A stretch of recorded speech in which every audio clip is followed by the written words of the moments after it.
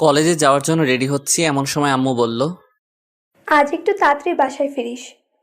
কেন? তোকে নিয়ে আমার বান্ধবীর বাসায় যাব। তোমার বান্ধবীর বাসায় তুমি যাও, আমি গিয়ে কি করব? আরে যাব তো তোর জন্য। আমার বান্ধবী রাবেয়া তোকে নিয়ে যাওয়ার জন্য বলেছে। আমার জন্য যাবে মানে? হুম, তোর জন্য মেয়ে দেখতে যাব। তুমি কি পাগল হয়েছো? মেয়ে দেখবে মানে? হ্যাঁ, আমি আরাবিয়াকে অপরকে কথা দিয়েছিলাম আমাদের ছেলে মেয়েকে একসাথে বিয়ে দিয়ে আমাদের সম্পর্কটা আরো গভীর করব। বাহ, নিজেদের জন্য আমাকে বলে দিচ্ছ কেন? তুই ছাড়া আমার আর কোনো ছেলে আছে নাকি? থাকলে তো তাকেই দিতাম।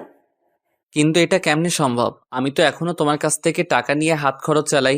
বউকে কি খাওয়াবো? তুই যে কি রোজগার করে খাওয়াবি সেটা আমি খুব ভালো করেই জানি। খাওয়ার কথা তোকে চিন্তা করা লাগবে না, কিন্তু কিন্তু কি? মেয়েটা তোর থেকে 1 বছরের সিনিয়র। আমার থেকে সিনিয়র মানে? হুম, সিনিয়র। এ আম্মু, তোমার মাথা কি খারাপ হয়ে গেছে? এমনিতেই আমাকে না জানিয়ে বিয়ে ঠিক করছো, আবার এখন বলছো মেয়ে আমার থেকে সিনিয়র। তো সমস্যা কি? সমস্যা কি মানে? আরে, ছেলেরা সব সময় তাদের থেকে জুনিয়র মেয়েকে বিয়ে করে, এটাই সমাজের নিয়ম। কোন হাদিসে লেখা আছে যে সিনিয়র মেয়েকে বিয়ে করা যাবে না? দেখো আম্মু, এটা পসিবল না। আজকে যদি মেয়ে আমার থেকে ছোট হতো তাহলে বিয়ের কথা চিন্তা করতাম। আরে আমরা তো মনে করেছিলাম আমার মেয়ে হবে আর রাবেয়ার ছেলে হবে, কিন্তু উল্টো হয়ে গেল। রাবিয়ার আগে মেয়ে হয়ে গেল, তারপর তুই জন্ম নিলি। যদি রাবেয়ার ছোট মেয়ে থাকতো তাহলে তোকে তার সাথেই বিয়ে দিতাম, কিন্তু এখন তো রাবিয়ার একটাই মেয়ে, তাই তোকে তাকেই বিয়ে করতে হবে। এ আম্মু, তুমি কি মানুষ? নিজের ছেলের সাথে কেউ এমন করে? মেয়েটা অনেক ভালো, দেখতেও মাশাল্লাহ। তুই একবার ওকে দেখলে চোখ ফেরাতে পারবি না। আর ও অনার্স 3য় বর্ষে পড়ে। কি? তৃতীয় বর্ষে মানে? হুম, 3য় বর্ষে পড়ে। এ আম্মু, তুমি কি মানসিকভাবে অসুস্থ হয়ে গেছো? মেয়ে আমার থেকে 2 ক্লাস সিনিয়র আর বয়সে 1 বছর সিনিয়র, এটা কেমনে সম্ভব? লোকজন কি বলবে আমাকে? যার যেটা ইচ্ছা সেটা বলুক, তুই আজকে তাড়াতাড়ি বাসায় আসবি, ব্যাস। কিন্তু আম্মু, পুরোটা না শোনার আগেই চলে গেল। দূর শালা, মেজাজটাই খারাপ করে দিল। হায় রে বন্ধুরা, আমাকে কি বলবে? বলবে যে আমি একটা বুড়িকে বিয়ে করেছি। হায় আল্লাহ, উঠিয়ে লও আমাকে। চলুন এবার কলেজে যেতে যেতে আপনাদেরকে আমার পরিচয়টা দিয়ে নেই। আমি শিহাব, আপাতত স্টুডেন্ট। বাকি পরিচয় গল্প পড়তে পড়তে জানতে পারবেন। কলেজে গিয়ে মনমরা হয়ে বসে আছি, এমন সময় দুই হারামির আগমন। কি রে ফইন্নি, একা একা বসে কি ভাবছিস এখানে? মামা সেকাখানি নাকি? এ হারামির দল, চুপ থাক, এমনিতেই টেনশনে আছি। কেন রে, কি হয়েছে? আম্মু আমার বিয়ে ঠিক করেছে, বিকালে মেয়ে দেখতে যাব। আরে মামা, তোর লাক অনেক ভালো, প্রেম টেম সারা ডিরেক্ট বিয়ে। তো ট্রিট দিচ্ছিস কবে? তোর বাল দিব শালা, মেয়েটা আমার থেকে সিনিয়র। বাহ, সবকিছু তো ভালোই দেখছি। তুই তো সিনিয়র মেয়েকে বেশি পছন্দ করিস, তোর জন্য ভালোই হবে। আরে হারামখোর, সিনিয়র পছন্দ করি ঠিক আছে, কিন্তু তার মানে এই নয় যে সিনিয়র কাউকে বিয়ে করব। হালার পুত, তামান্নাপুর পেছনে পেছনে ঘুরতে যেয়ে ভুলে গেলি উনি কি সিনিয়র না? ধুর, তামান্নার সাথে অন্য কাউকে মিলাবি না। তামান্না হলে তো কোনো কথাই ছিল না। কেন, তামান্নার মধ্যে কি আছে? চুপ কর শালা, এখন একটা বুদ্ধি দে, কি করে বিয়েটা বন্ধ করা যায়। মেয়েটা দেখতে কেমন? কি করে বলবো, এখনো তো দেখিনি। আগে দেখে আয়, মেয়েটাকে আগে দেখ, তোর পছন্দ হলে বিয়ে করিস, না হলে করিস না। কিন্তু আম্মু তো ওর সাথে বিয়ে দিবে। আরে তুই আগে দেখে আয়, সুন্দর হলে আমাকে বলিস, আমি নিজেই করব। আমারও অনেক ইচ্ছা সিনিয়র বউকে আদর করার। এই তুই মানুষ? শালা, আমি আছি আমার টেনশনে আর তুই মজা নিচ্ছিস। মজা না, আগে দেখে আয়, তারপর বাকিটা পরে দেখা যাবে। আচ্ছা ঠিক আছে, দেখি কি করা যায়। এরপর তিনজনে মিলে ক্লাসে চলে গেলাম। আমি 2টা ক্লাস করে বাসায় চলে আসলাম। দেখলাম আম্মু কার সাথে যেন ফোনে হেসে হেসে কথা বলছে। আমাকে দেখে বলল, ওই, তাড়াতাড়ি কর, তোর হবু শাশুড়ি কল দিয়েছে। আমার আর বুঝতে বাকি রইল না যে আম্মু কার সাথে কথা বলছে। এদিকে এর আগে আমার পুরো শরীর জ্বলে যাচ্ছে। যাই হোক, খাওয়া দাওয়া করে রেডি হয়ে সিএনজি করে রাবেয়া আন্টির বাসার উদ্দেশ্যে রওনা দিলাম। প্রায় 1 ঘন্টা পর একটা বাসার সামনে গিয়ে গাড়িটা থামলো। আমি আর আম্মু ভেতরে গেলাম। আম্মুকে দেখে একটা মহিলা দৌড়ে এসে জড়িয়ে ধরে মরা কান্না করতে লাগলো। আমি আম্মুর বান্ধবীকে কোনোদিন দেখিনি, তাই চিনতে পারছি না কোনটা আম্মুর বান্ধবী। এদিকে আম্মুর কাণ্ড দেখে আমার গা জ্বলে যাচ্ছে। এই মহিলার এত আবেগ কোথায় থেকে আসে কে জানে। এই দেখলাম ভালো, আমার এখন দেখি কান্না করছে। আমাকে তো শালা বোম মারলেও কান্না বেরোবে না। যাই হোক, একটু পরে রাবিয়া আন্টি আমার দিকে তাকালো। আম্মু ইশারায় আমাকে সালাম দিতে বলল। আমার আর বুঝতে বাকি রইল না এটাই আমার বান্ধবী। আমিও সালাম দিলাম। এরপর আন্টি আমার কাছে এসে বলল, এই সুফিয়া, এটা তোর ছেলে নাকি? এটাই তোর হবু জামাই। আল্লাহ, কত বড় হয়ে গেছে! জানো বাবা, তোমার সেই ছোট্টবেলায় দেখেছিলাম তুমি কত হিসু করে দিয়েছিলে আমার গোলে, তার হিসেব নেই। যা কথা বলছি এখানে, আর উনি চলে গেলেন।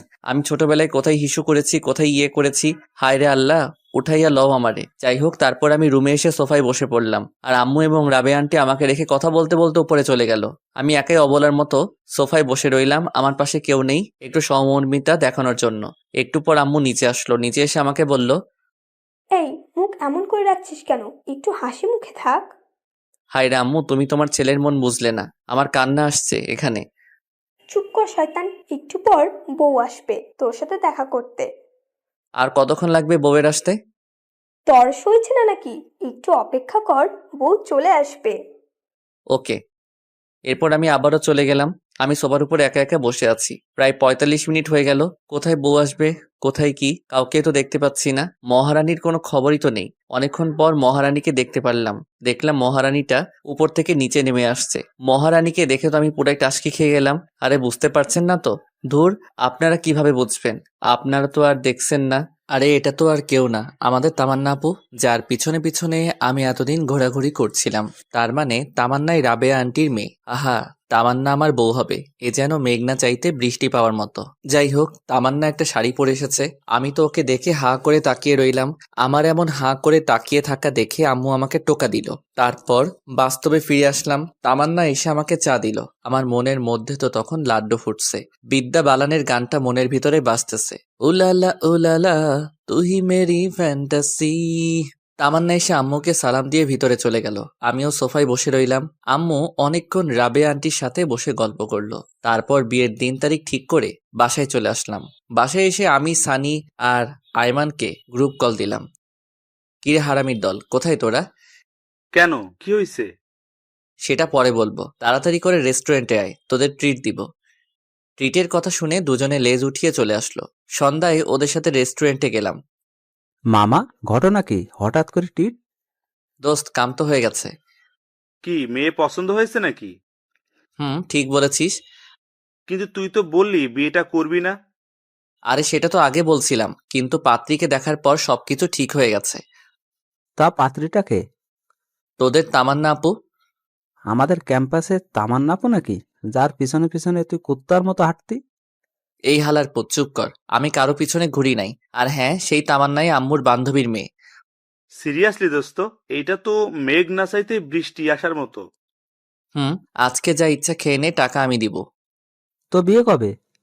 আগামী শুক্রবার। কাল থেকে কেনাকাটা শুরু। তোরা আর কেউ এই সপ্তাহে যাস না, অনেক কাজ আছে। ওকে। তারপর ওদের ট্রিট দিয়ে বাসায় চলে আসলাম। রাতে কিছুতেই ঘুম আসছে না। ভাবছি তামান্নাকে কল দিয়ে কিছুক্ষণ প্রেম করব। না থাক, বিয়ের পর চুটিয়ে প্রেম করা যাবে। এই কয়দিন একটু পার্ট নিয়ে থাকি। একদিনে সবাই মিলে কেনাকাটা শেষ করলাম। আস্তে আস্তে বাসায় মেহমান আসতে শুরু করেছে। আমি সবাইকে ইনভাইট করে দিছি। দেখতে দেখতে বিয়ের দিন চলে আসলো। বিয়ের দিন অনেক ধকলের পর অবশেষে আমাদের বিয়েটা সম্পন্ন হয়ে গেল।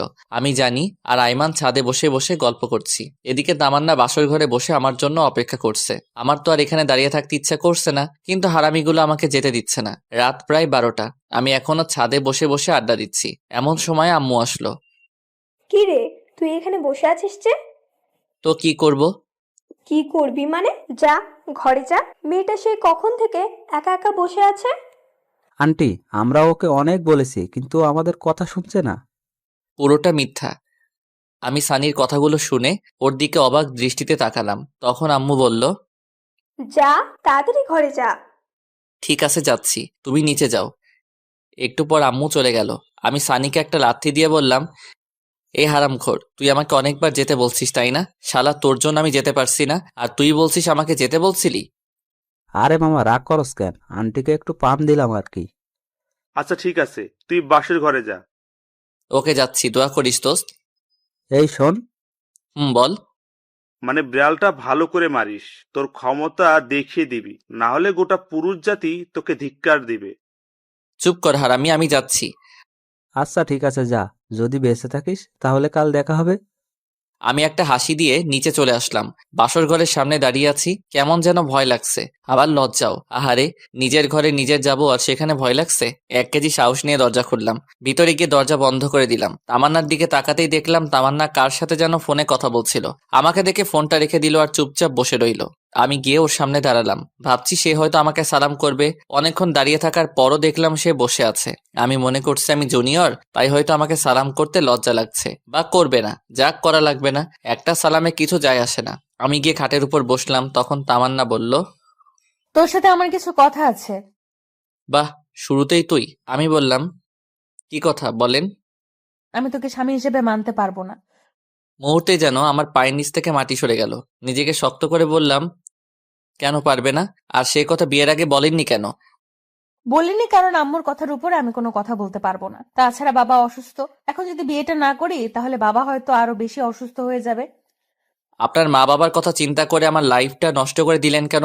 আপনার যদি বিয়েতে মত না থাকতো আপনার বাবা মাকে বলতেন। বলে কোনো লাভ হবে না, ওরা আমার কোনো কথাই শুনবে না। তাহলে আমাকে বলতেন, আমি আম্মুকে বলে দিতাম যে আমার আপনাকে পছন্দ হয়নি। আমি রিয়াদকে অনেকবার বলেছি পালিয়ে যাওয়ার জন্য, কিন্তু ও এখন নাকি কিছু করতে পারবে না, কিছুদিন সময় লাগবে। এখন আবার এই রিয়ারটাকে? আমার বয়ফ্রেন্ড। তো এখন কি চান আপনি? আমি এখন আপনার জন্য কি করতে পারি? ডিভোর্স। তোকে আমাকে ডিভোর্স দিয়ে দিতে হবে। ডিভোর্স তো আর বললেই হয়ে যাবে না, কমপক্ষে 6 মাস তো আমাদের একসাথে থাকতেই হবে। কি 6 মাস? তোকে আমার 1 সেকেন্ডও সহ্য হয় না। ডিভোর্স পেতে হলে 6 মাস সহ্য করতেই হবে। আচ্ছা ঠিক আছে, আর একটা কথা, কি? এই 6 মাস আমার উপর কোনোভাবে স্বামীর অধিকার খাটাতে আসবি না। ওকে, কিন্তু এই 6 মাস সবার সামনে অন্তত বউয়ের মতো থাকবেন। মা যদি জানতে পারে অনেক কষ্ট পাবে, আর আমি মায়ের কষ্ট সহ্য করতে পারি না। আচ্ছা ঠিক আছে।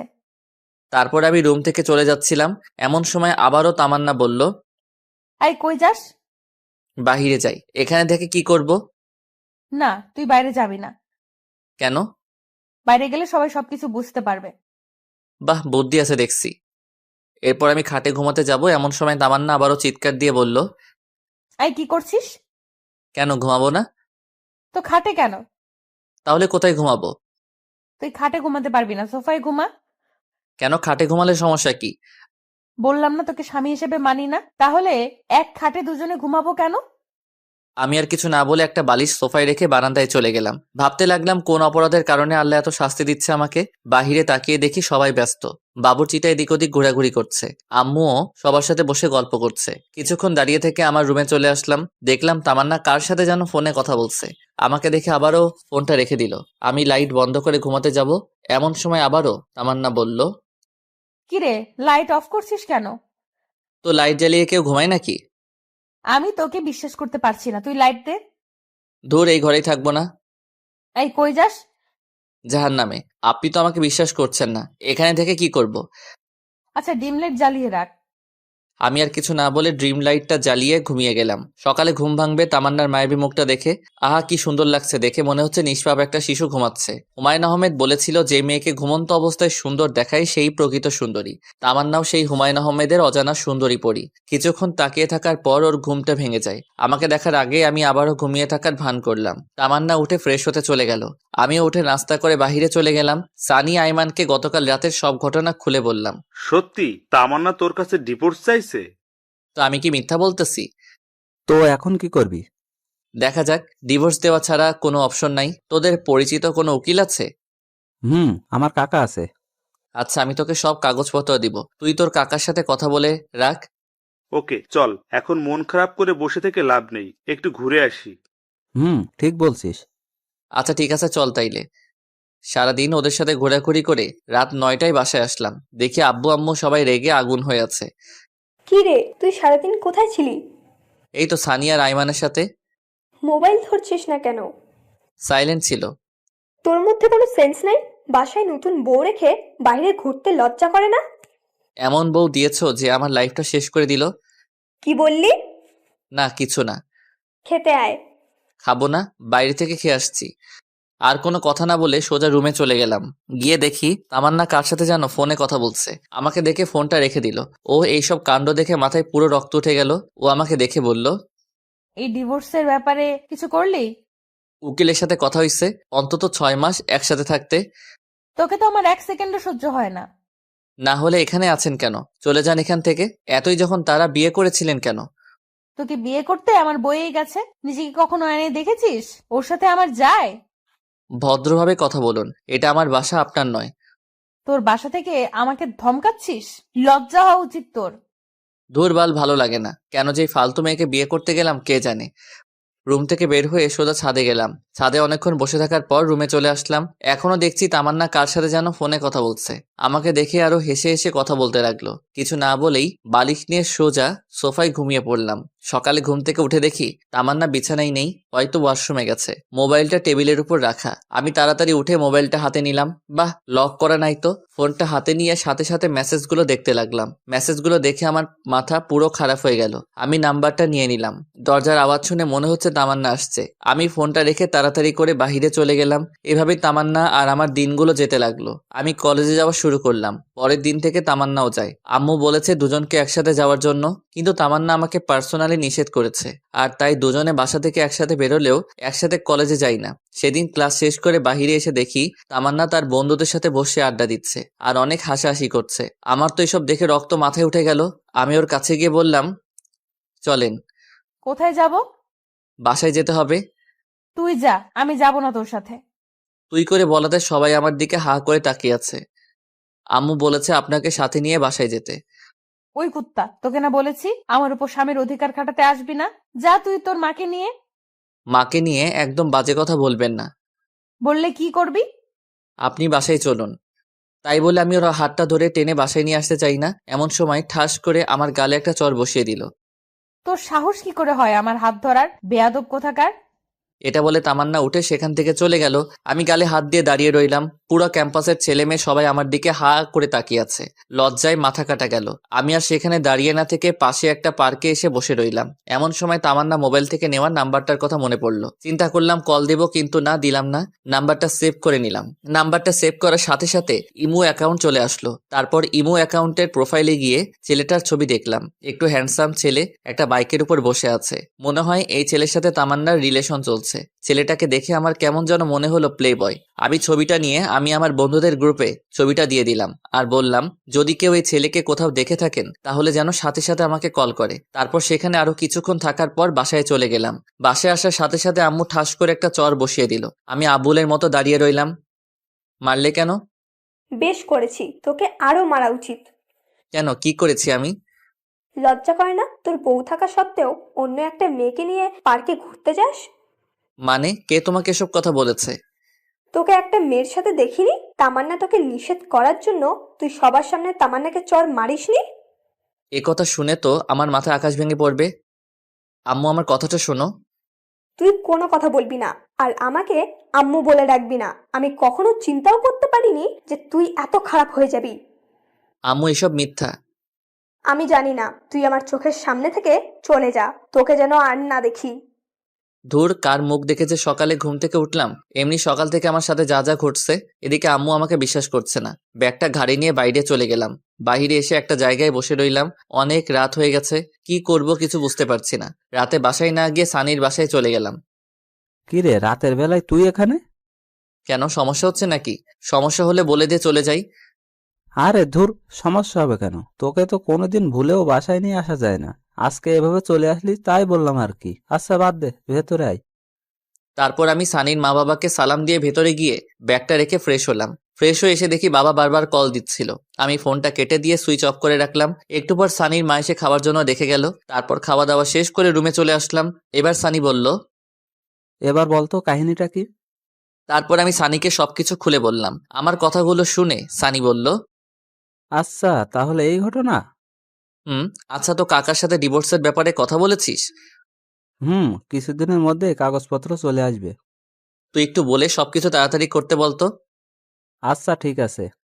তারপর সানির সাথে ঘুমিয়ে পড়লাম। পরের দিন সানিদের বাসা থেকে সরাসরি কলেজে চলে গেলাম। ক্লাস করতে ভালো লাগছে না, তাই বাইরে এসে আমি, সানি আর আইমান গাছতলায় বসে আছি। দেখলাম তামান্না একটা ছেলের সাথে বাইকে করে কলেজে আসছে। বাইক থেকে নেমে ছেলেটার হাত ধরে উপরে যেতে লাগলো।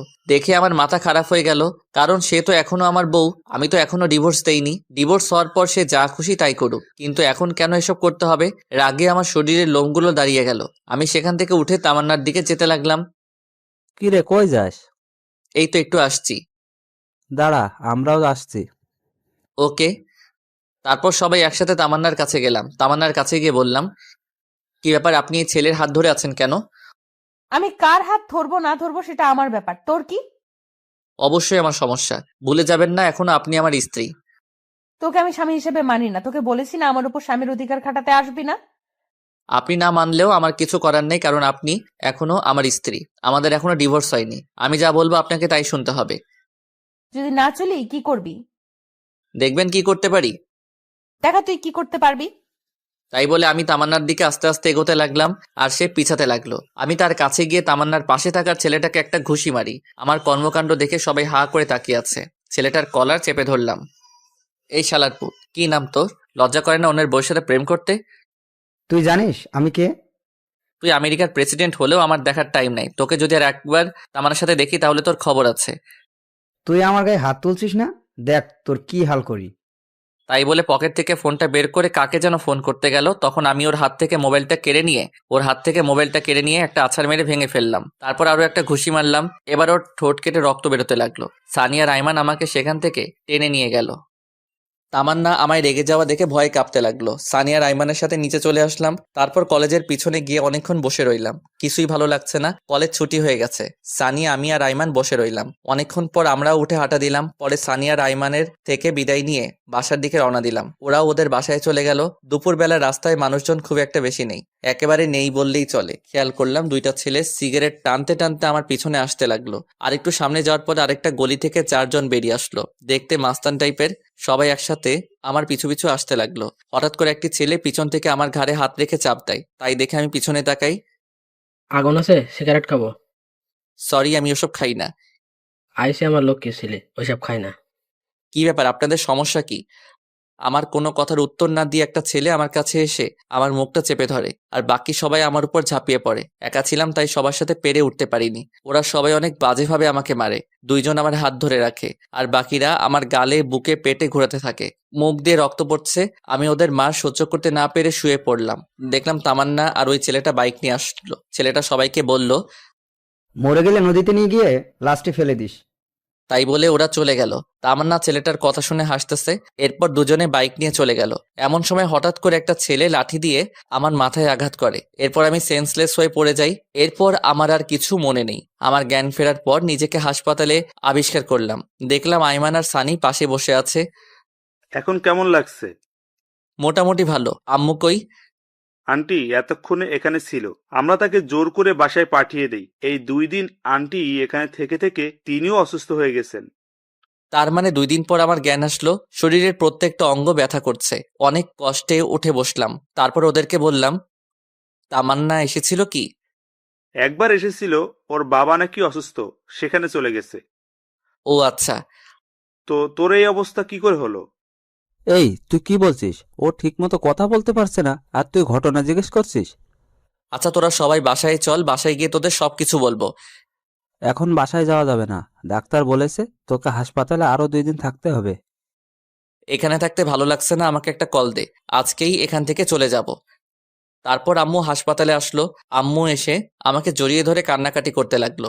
তারপর ডাক্তারের থেকে পারমিশন নিয়ে বাসায় চলে গেলাম। সেদিন রাতে সানিয়া রাইমান আমার সাথেই ছিল। রাতে ওদের দুজনকে সবকিছু খুলে বলি। তারপর আমি সানিকে বললাম তাড়াতাড়ি করে ডিভোর্স পেপার রেডি করতে। সেদিন রাতে 3 জন একসাথে ঘুমিয়ে পড়লাম। পরের দিন দেখি তামান্না ওর বাবার বাড়ি থেকে চলে এসেছে। আমাকে দেখে বলল, কি রে, এখনো বেঁচে আছিস? আমি তো ভেবেছিলাম মারা গেছিস। রাগে আমার রক্ত গরম হয়ে গেল। সানিয়া রাইমান সবকিছু শুনে ফেলে। ওদেরকে দেখে তামান্না চোরের মতো ঘর থেকে বেরিয়ে গেল। সেদিন থেকে আমি আর ওর সাথে কথা বলি না, এমনকি আমি আমার নিজের রুমেও যাই না। অসুস্থতার জন্য কলেজে যেতে পারছি না। তামান্না ঠিকই কলেজে যাচ্ছে। ও যে কলেজে গিয়ে ঠিক কি করে তা আমি খুব ভালো করেই জানি। এভাবে আরো 1 সপ্তাহ পেরিয়ে গেল। তামান্নার আচরণ দিন দিন আরো খারাপ হতে লাগলো। একদিন সকালে ঘুরতে বের হয়েছি, এমন সময় ফাহাদের কল আসলো। কি রে, কি অবস্থা তোর? এই তো আমরা ভালো। তোর কি অবস্থা? আমারও ভালো। তো কি মনে করে ফোন করলি? দোস্ত, তুই যে একটা ছেলে ছবি দিয়েছিলি, মনে আছে? তো কি হয়েছে এখন?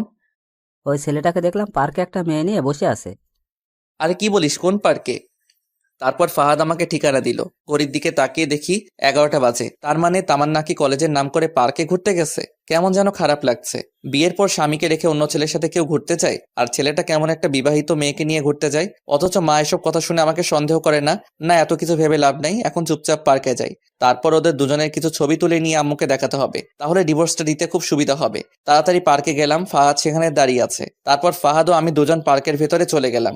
দেখলাম সেই ছেলেটি যে লোক পাঠিয়ে আমাকে মেরেছিল আর তামান্না ও যার বাইকে ঘোরাঘুরি করে, ছেলেটা কি স্পষ্ট দেখা যাচ্ছে, কিন্তু তামান্নার মুখটা ঠিক বোঝা যাচ্ছে না। আমার পিছন থেকে দেখে কেন যেন মনে হচ্ছে এটা তামান্না নয়। উল্টো পথে গিয়ে দেখি আমার ধারণাই ঠিক, মেয়েটা তামান্না নয়। তার মানে ছেলেটা এরকম আরো অনেক মেয়ের সাথে প্রেমের অভিনয় করে। শালাকে দেখলেই মনে হয় একটা প্লে বয়। আর কিছু না ভেবে চুপচাপ পকেট থেকে ফোনটা বের করে ভিডিও করতে লাগলাম। আহা কি সুন্দর, দুজন দুজনকে জড়িয়ে ধরে আছে, হাতে হাত রেখে হাসাহাসি করছে। আমি ফাহাদকে বললাম, তুই ভিডিও করতে থাক, আর আমি যেটুকু ভিডিও করেছি সেটা তামান্নাকে হোয়াটসঅ্যাপ করে দেই। তাই বলে সাথে সাথে তামান্নাকে ভিডিওটা পাঠিয়ে দিলাম। তামান্না ভিডিওটা দেখে আমাকে বারবার কল দিতে লাগলো, কিন্তু আমি কলটা রিসিভ করছি না, বারবার কেটে দিচ্ছি। তারপর সে আমাকে একটা মেসেজ করলো জায়গাটা কোথায় জানার জন্য। তারপর আমি পার্কের ঠিকানাটা লিখে তামান্নাকে পাঠিয়ে দিলাম। আমি আর ফাহাদ সেখানে দাঁড়িয়ে রইলাম। 10 মিনিট পর দেখলাম তামান্না পার্কে চলে আসলো। আমি তামান্নাকে দেখে আমি আর ফাহাদ দুজনে গাছের আড়ালে লুকিয়ে গেলাম। দেখছি তামান্না ছেলেটাকে পাগলের মতো খুঁজতে লাগলো। তারপর অনেক খোঁজাখুঁজি শেষে ছেলেটাকে দেখতে পাই। ছেলেটাকে দেখে কোনো কথা না বলে সোজা ছেলেটার কাছে গিয়ে শার্টের কলার ধরে করে 2টা চড় ছেলেটার গালে বসিয়ে দেয়। ছেলেটা সেটা দেখে তামান্নার দিকে রাগী চোখে তাকালো। এরপর তামান্না বলতে শুরু করলো, ছি, তোর লজ্জা করে না আমার সাথে রিলেশন চলাকালীন অন্য একটা মেয়ের সাথে কিভাবে ঢলাঢলি করতে? তুমি যা ভাবছো তা নয়, আমার কথাটা একবার শোনো। তোর কথা আর কি শুনবো? যা দেখার তা তো নিজের চোখেই দেখলাম। তামান্নার এসব কথা শুনে ছেলেটার পাশে থাকা মেয়েটিও অনেক রেগে গিয়ে ছেলেটাকে একটা চর মেরে সেখান থেকে চলে যায়। আমি আর ফাহাদ এসব দেখছি আর হাসছি। এবার ঠেলা সামলাও প্লে বয়। মেয়েটা চলে যাওয়ার পর ছেলেটা তামান্নার গালে একটা চর বসিয়ে দেয়। সাথে সাথে লাগে রক্ত আমার মাথায় উঠে গেল। ইচ্ছা করছে ছেলেটাকে এখানে মেরে পুঁতে ফেলি, কিন্তু না, তামান্নাও আমাকে অনেক কষ্ট দিয়েছে, আর তাই এবার সে বুঝুক ভালোবাসার মানুষ কষ্ট দিলে তা কেমন লাগে। বেশি আলগা পিরিত দেখালে এমনটাই হয়। ছেলেটা তামান্নাকে বলতে লাগলো, ওই, তুই আমাকে ফারিয়ার সামনে অপমান করলি কেন? বেশ করেছি। তুই আমার সাথে রিলেশনে থেকে অন্য একটা মেয়ের সাথে কি করছিস? হ্যাঁ, কি তোর রিলেশন? হা হা হা, তুই ভাবলি কি করে আমি তোর সাথে রিলেশন করছি? মানে? মানে আমি কোনোদিন তোর সাথে রিলেশন করিনি। তোর সাথে যা ছিল সেটা হচ্ছে টাইম পাস। আর তুই ভাবলি কি করে তোর মতো একটা মেয়েকে আমি আমার বউ বানাবো? কেন আমাকে বিয়ে করতে পারবে না কেন? যে মেয়ে বিয়ের পর স্বামীর সাথে খারাপ ব্যবহার করে, বাসায় স্বামী রেখে অন্য একটা ছেলের সাথে রিলেশন করে, তাকে বিয়ে করা আমার পক্ষে কোনোভাবেই সম্ভব না। প্রপোজ করার সময় মনে ছিল না? সবই মনে ছিল, কিন্তু আমি তো তোর সাথে রিলেশন করিনি। যা করেছি তা হচ্ছে টাইম পাস, টাকা নেওয়ার জন্য আর তোর শরীর ভোগ করার জন্য। টাকা তো অনেক আগেই খেয়েছি, কিন্তু তোর শরীরটা ভোগ করতে পারিনি। তাই এতদিন আমার নাটকটা চালিয়ে যেতে হলো। আমি বিয়ে করব ফারিয়াকে। ওর বাবার অনেক টাকা আছে। তোর বাবার কি আছে? এটা শুনে তামান্না ছেলেটাকে আর একটা চড় মারে। তারপর কান্না করতে করতে বলছে, তোর মতো বাটপার আমি আমার জীবনেও দেখিনি। আমি শুধুমাত্র তোর জন্য শিহাবকে অনেক কষ্ট দিয়েছি, কিন্তু আর না। আজকে থেকে আমাদের সম্পর্ক এখানেই শেষ। আর কোনো দিন আমার সামনে আসবি না।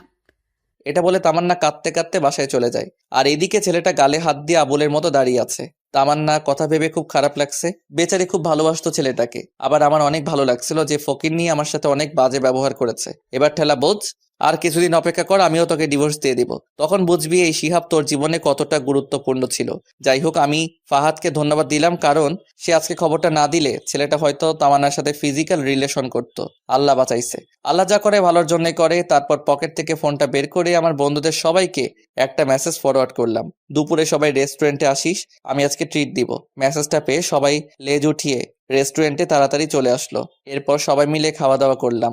আইমান আমাকে জিজ্ঞাসা করলো, হঠাৎ এমন ট্রিট দিচ্ছিস কেন? তারপর আমি সবাইকে সব ঘটনা খুলে বললাম। সবাই ঘটনা শুনে অনেক খুশি হলো। এরপর আমি সানিকে বললাম ডিভোর্স পেপার রেডি হতে আর কতদিন সময় লাগবে। সানি আমাকে বলল আর কিছুদিন সময় লাগবে। বিকেলে আর বাসায় গেলাম না, সবার সাথে বসে আড্ডা দিলাম। রাতে বাসায় ফিরলাম। সারাদিন বাসায় যাইনি, তাই বাসায় যেতেই আম্মু আমাকে বলল, কি রে, সারাদিন কই ছিলি? এই তো বন্ধুদের সাথে। এই অসুস্থ শরীর নিয়ে বন্ধুদের সাথে কি? এমনি বাসায় ভালো লাগছিল না তাই। এই, তোর তামান্নার সাথে কিছু হয়েছে নাকি? কই না তো। সেই দুপুরে কলেজ থেকে আসার পর থেকে রুমের মধ্যে একা একা শুয়ে আছে। খেতে বললাম, খাবার খাচ্ছে না, রুম থেকে বেরও হচ্ছে না। আমি কিছু জানি না, যদিও সবটা জানি কিন্তু আম্মুকে বললাম না। দেখ তো বাবা, মেয়েটা কিচ্ছু খাচ্ছে না, এমন করলে তো শরীর খারাপ করবে। নিজের ছেলেকে না খেয়ে আছে সেদিকে খেয়াল নেই। আচ্ছা দেখছি কি করা যায়। হ্যাঁ, যা ডেকে নিয়ে আয়, আমি তোদের দুজনের জন্য খাবার রেডি করছি। তারপর আমি রুমে চলে গেলাম। রুমে গিয়ে দেখলাম তামান্না উল্টো হয়ে শুয়ে আছে। আমাকে দেখে উঠে বসে পড়লো। আমি কিছু না বলে ওয়াশরুমে চলে গেলাম। তারপর ফ্রেশ হয়ে এসে তামান্নাকে বললাম, আম্মু খাবার জন্য ডাকছে, খেতে চলেন। আমার খেতে ইচ্ছে করছে না, তুমি খাও। আমি তো পুরাই অবাক হয়ে গেলাম। যেই মেয়ে আমাকে তুই ছাড়া কোনোদিন কথা বলেনি, আজকে সেই মেয়ে আমাকে তুমি করে বলছে। খাবেন না কেন? আম্মু বলল দুপুরেও তো কিছু খাননি, আপনার গালে এসব কিসের? ওসব কিছু না, মশা মারতে গিয়ে দাগ পড়েছে। তাড়াতাড়ি খেতে চলেন, সবাই বসে আছে। বললাম তো আমি খাবো না, তুমি যাও। কি আর করা, আমি খেতে চলে গেলাম। আমাকে একা দেখে মা বলল, কি রে, আসলো না খেতে? ও নাকি খাবে না, অসুস্থ। ও আল্লাহ, বলিস কি? ডাক্তারকে খবর দে তাড়াতাড়ি। আরে আম্মু এত চিন্তা করো না তো, এমন কিছু না, এমনি একটু অসুস্থ, ঠিক হয়ে যাবে। আমি আর কিছু না বলে খাবার খেয়ে রুমে যেতে লাগলাম। তখন মা বলল, বাবা শোন, আম্মু কিছু বলবে? আমি বলছিলাম কি, খাবারটা রুমে নিয়ে যা, ওর খিদে লাগলে খেয়ে নেবে। প্লিজ বাবা, খাবারটা রুমে নিয়ে যা। কি আর করার, নিজের অনিচ্ছা সত্ত্বেও খাবারটা রুমে নিয়ে যেতে হলো। তারপর খাবারগুলো টেবিলের উপর রাখলাম আর তামান্নাকে বললাম, ভাত নিয়ে আসছি, খেয়ে নিন, না হলে শরীর খারাপ করবে। আর কিছু না বলে একটা বালিশ নিয়ে সোফায় ঘুমিয়ে পড়লাম। তামান্না কিছু একটা বলতে গিয়েও বলল না। রাতে কিছু একটা শব্দ শুনে ঘুমটা ভেঙে গেল। তাকিয়ে দেখি তামান্না পাগলের মতো খাবারগুলো খাচ্ছে। আমি মুচকি মুচকি হাসছি আর মনে মনে বলছি, গরিবের কথা বাসি হলেও মিষ্টি হয়। আমি না দেখার ভান করে শুয়ে আছি। তামান্না একবার খাবার খাচ্ছে আর একবার আমার দিকে তাকাচ্ছে। তারপর আমি ঘুমিয়ে পড়লাম। সকালে ঘুম থেকে উঠে তো আমি অবাক, কারণ সকালবেলা ঘুম থেকে উঠে দেখি তামান্না ওর কম্বলটা আমার গায়ে পেঁচিয়ে কোথায় যেন গেছে। উঠে ফ্রেশ হয়ে নিলাম। তারপর খাবার টেবিলে গিয়ে তো আমি আরো অবাক, কারণ আজ খাবার টেবিলে আমার সব ফেভারিট আইটেমগুলো সাজিয়ে রাখা হয়েছে। ঘটনা কি, আজ তো কোনো বিশেষ দিন না। তারপর আমি আম্মুকে জিজ্ঞেস করলাম, আজকে এত সব রান্না কেন?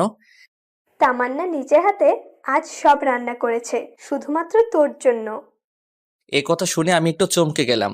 আসলে মেয়েদের মন বোঝা একদমই সহজ বিষয় না। এরা কখন কি করে নিজেরাও জানে না। কিছু না বলে খেয়ে নিলাম। খাওয়া শেষ করে বাহিরে চলে গেলাম। আজ বন্ধুদের সাথে আড্ডা দেওয়ার জন্য যাচ্ছে না, একটা চাকরির জন্য ইন্টারভিউ দিতে যাচ্ছি। বসে বসে তো অনেক খেলাম, এবার একটু ফ্যামিলির পাশে দাঁড়াই। ইন্টারভিউ দিয়ে বন্ধুদের সাথে একটু আড্ডা দিয়ে রাতে বাসায় আসলাম। তারপর সবাই একসাথে ডিনার করলাম। এরপর আমি রুমে গিয়ে বসে বসে একা একা মোবাইল চালাচ্ছি। এমন সময় তামান্না আসলো।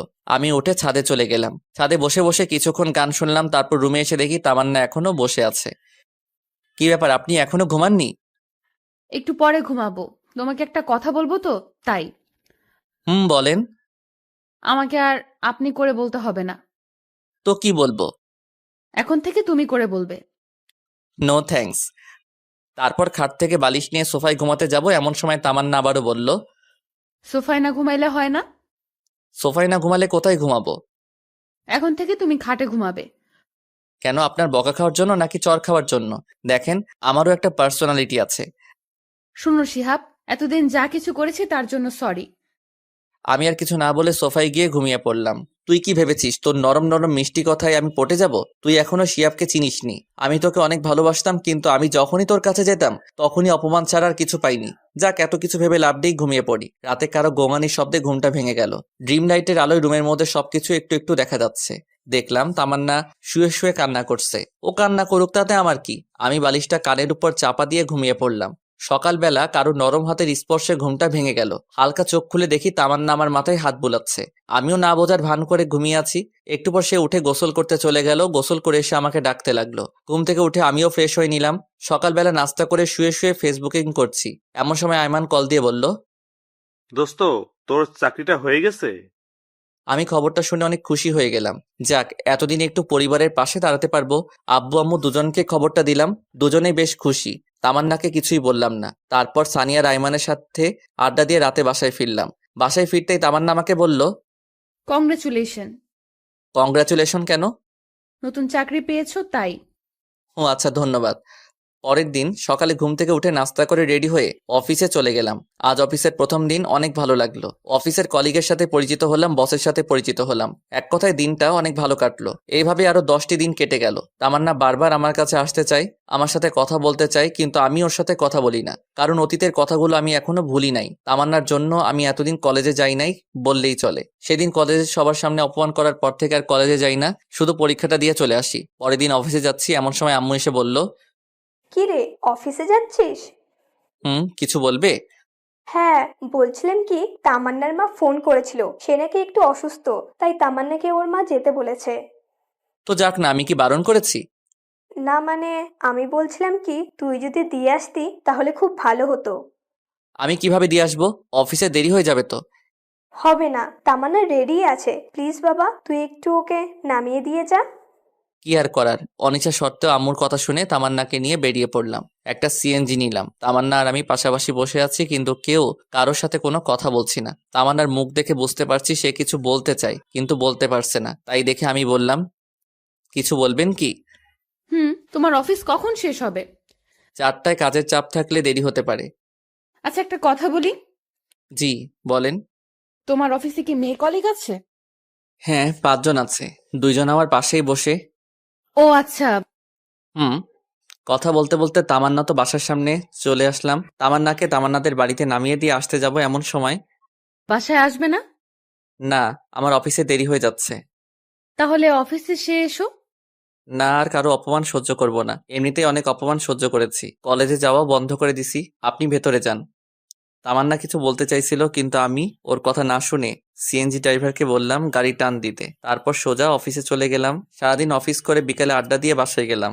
আমি বাসায় যেতেই আম্মু আমাকে বলল, কি রে, তুই এখানে কেন?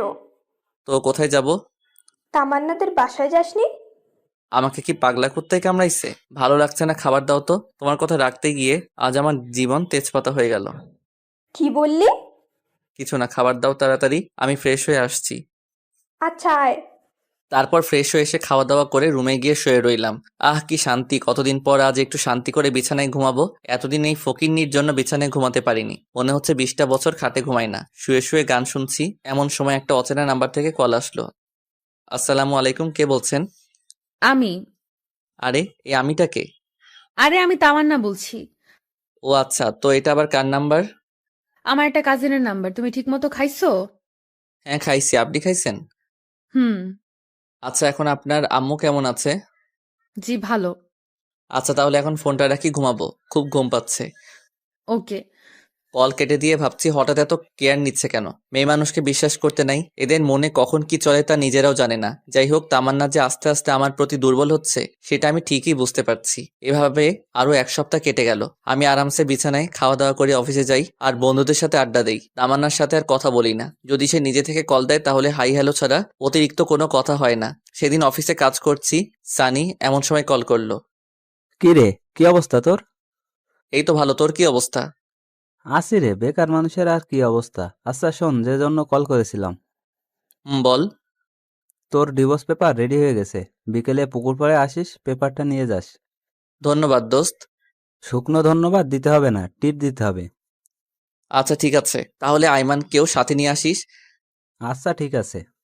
যাক, অবশেষে পেপারটা রেডি হলো। এই পেপারটার জন্য এতদিন যেই প্যারায় ছিলাম তা বলে বোঝানো যাবে না। বিকেলে অফিস শেষ করে পুকুর পাড়ে চলে গেলাম। গিয়ে দেখলাম সানি আর আইমান বসে আছে। তারপর ওদের সাথে বসে অনেকক্ষণ আড্ডা দিলাম। তারপর ওদের ট্রিট দিয়ে বাসায় চলে আসলাম। বাসায় এসে দেখি আম্মু রেগে আছে। কি হয়েছে আম্মু, এভাবে তাকিয়ে আছো কেন? তোর মোবাইল কই শুনি? আছে তো। তাই বলে পকেটে হাত দিয়ে মোবাইলটা বের করে দেখি মোবাইলটা বন্ধ হয়ে আছে। তোকে কল দেই, কল যায় না কেন? আমি ফোনে চার্জ ছিল না, সেজন্য কল আসেনি। মোবাইল চালাতেই ভালো লাগে, চার্জ দিতে মনে থাকে না? আচ্ছা বাদ দাও তো, কল দিয়েছিলে কেন? তামান্নাকে নিয়ে আসার জন্য। আমি তো নিয়ে আসতে যাব ওকে, একা একা আসতে পারে না নাকি? নাকি আমি ওর বডিগার্ড? এ কেমন কথা বলছিস? মেয়েটা একা একা আসবে কি করে? তুই যা, ওকে নিয়ে আয়। আমি গিয়ে ওকে নিয়ে আসবো মানে? হ্যাঁ, তুই গিয়ে ওকে নিয়ে আয়, না হলে তোর এই বাড়িতে ঠাঁই নাই। এটা কেমন কথা? হ্যাঁ, এখন চুপচাপ গিয়ে ওকে নিয়ে আয়। কি আর করার, বাসা থেকে বেরিয়ে আবার তামান্নাদের বাসায় গেলাম। ওদের বাসায় গিয়ে দেখি 8:30 বাজে। অনেকক্ষণ ধরে কলিং বেল বাজাচ্ছে কিন্তু দরজা খুলছে না। অনেকক্ষণ পর তামান্নার মা এসে দরজা খুলে দিল। আসসালামু আলাইকুম, কেমন আছেন? আলহামদুলিল্লাহ ভালো। তুমি কেমন আছো বাবা?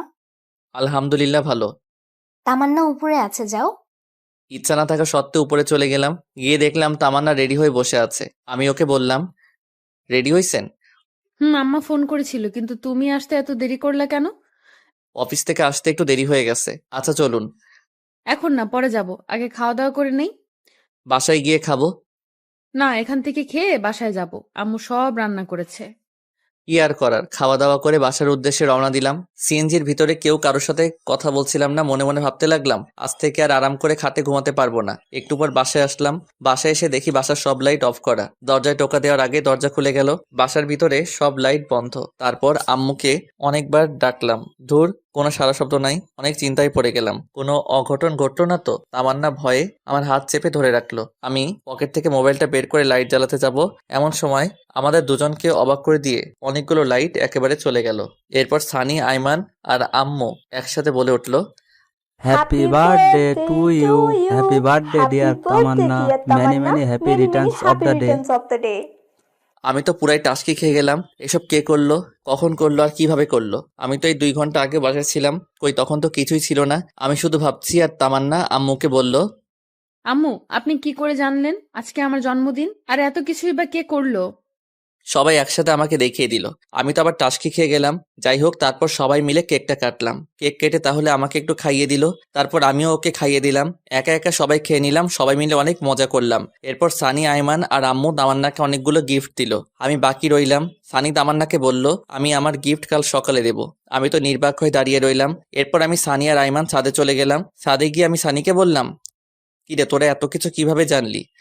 আমরা তো কিছুই জানতাম না, আন্টি আমাদের ফোন করে সবকিছু বলেছে, আর আন্টি তোকে সবকিছু জানাতে বারণ করেছে।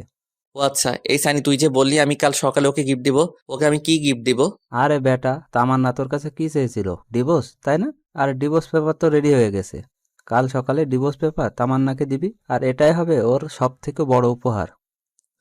একদম ঠিক বলছিস। আচ্ছা অনেক রাত হয়েছে, এখন ঘুমাতে যাই। চল। এরপর ছাদ থেকে নেমে সানিয়া রাইমানকে একটা রুমে রেখে আমি আমার রুমে চলে গেলাম। রুমে গিয়ে দেখি তামান্না বসে বসে মোবাইল চালাচ্ছে। আমাকে দেখে বলল, থ্যাঙ্কস শিহাব, ধন্যবাদ। কেন? এত বড় একটা সারপ্রাইজ দেওয়ার জন্য। আচ্ছা ঠিক আছে, ঘুমিয়ে যান, অনেক রাত হয়েছে। এটা বলে বিছানা থেকে একটা বালিশ নিয়ে সোফায় ঘুমাতে যাব। এমন সময় তামান্না বলল, আমার গিফট কই? কাল সকালে অফিসে যাওয়ার আগে টেবিলের উপর রেখে যাব। ওকে, আচ্ছা একটা কথা বলি। বলেন। সোফায় না ঘুমালে হয় না? সোফায় না ঘুমালে কোথায় ঘুমাবো? খাটে ঘুমাও, অসুবিধা নাই। নো থ্যাঙ্কস, লাগবে না, আপনি ঘুমিয়ে যান। আর কিছু না বলেই ঘুমিয়ে পড়লাম। সকালে ঘুম থেকে উঠে দেখি তামান্না আমার আগেই ঘুম থেকে উঠে গেছে। আমি ফ্রেশ হয়ে ডাইনিং টেবিলে গিয়ে দেখি আম্মু রান্না করছে আর তামান্না সবকিছু ডাইনিং টেবিলে গুছিয়ে রাখছে। তারপর নাস্তা করে রুমে এসে ডিভোর্স পেপারটা হাতে নিলাম। অনেক কষ্ট হচ্ছে, ডিভোর্স পেপারটা নিয়ে অনেকক্ষণ ধরে দাঁড়িয়ে আছি, সাইন করতে পারছি না। মেয়েটাকে অনেক ভালোবেসে ফেলেছিলাম, কিন্তু কি করার, হয়তো সে অন্য কারো কাছে ভালো থাকবে আমার থেকে, আর আমিও চাই সে সবসময় ভালো থাকুক। মনকে শক্ত করে সাইনটা করেই ফেললাম। ডিভোর্স পেপারের সাথে আরেকটা ছোট চিটকুট লিখলাম, আজ আপনার জন্মদিনের সব থেকে বড় উপহারটা দেওয়ার চেষ্টা করলাম।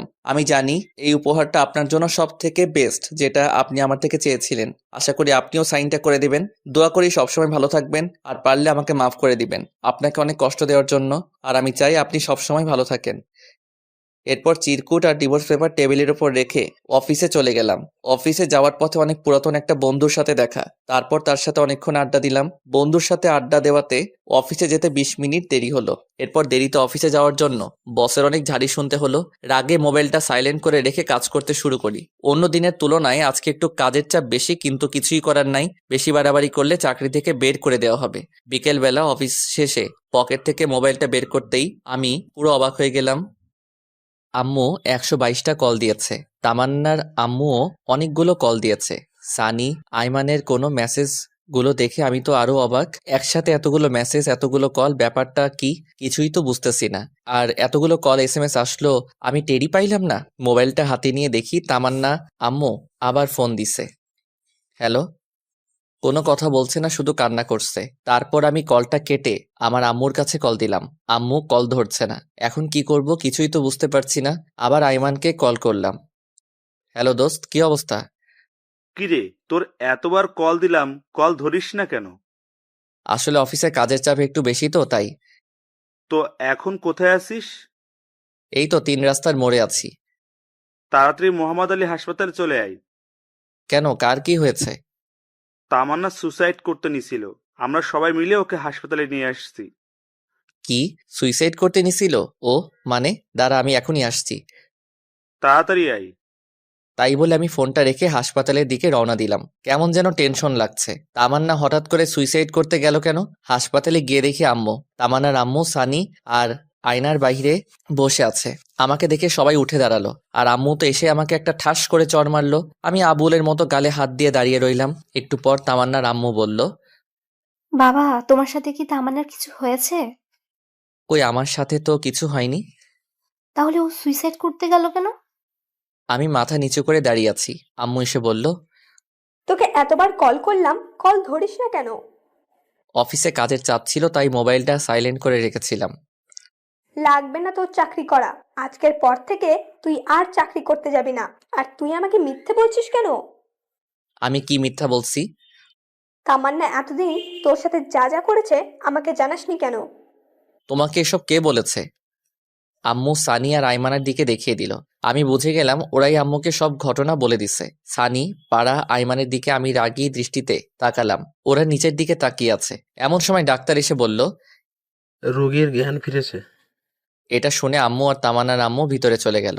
সানি আর আইমান যেতে চাইলো, কিন্তু আমি ওদের দুজনকে ধরে বললাম, এই তোদের মধ্যে আম্মুকে সব কথা কে বলেছে? কিরে, কথা বলছিস না কেন?